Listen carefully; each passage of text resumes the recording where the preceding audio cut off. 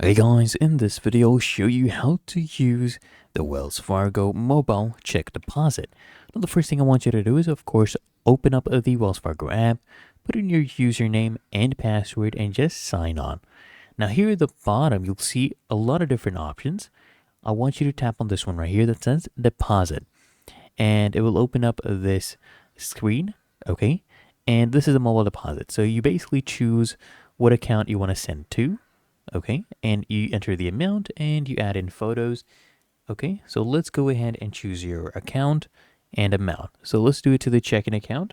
The amount is $100, and now you need to upload photos of the front of the check and the back of the check. You just tap here on the camera icons and upload the photos.